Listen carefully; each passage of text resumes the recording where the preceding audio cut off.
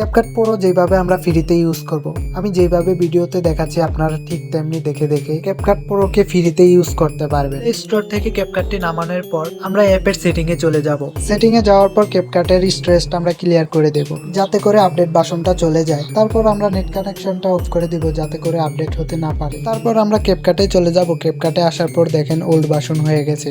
এখন আমরা যে ভিডিওটা এডিট করব সেটা নিয়ে নেব। আমি যেভাবে ক্যাপকাট ইউজ করতেছি আপনিও ঠিক সেইভাবে ইউজ করতে পারেন। ইফেক্ট থেকে শুরু করে বিভিন্ন ধরনের অ্যানিমেশন সবকিছুই আপনি ফ্রিতে ইউজ করতে পারবেন। এখন আমি স্পিড পেড টুলটা ইউজ করব ইন্টারনেট কিছুটা কানেকশন দিয়ে। ঠিক আপনারাও পারবেন এইভাবে পেড বাসনগুলো ইউজ করতে।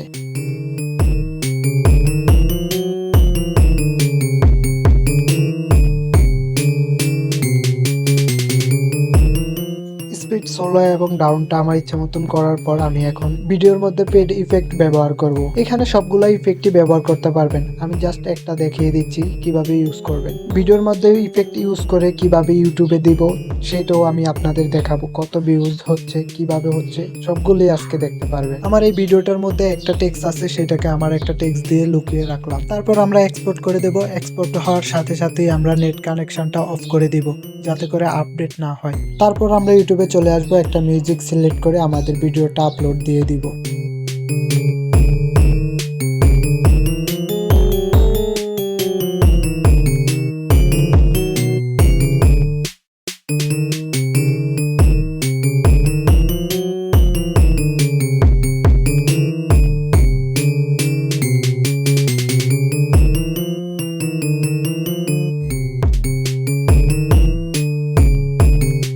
ভিডিওটা আপলোড হওয়ার 13 মিনিট পর আমাদের ভিউ আসা শুরু হয়েছে।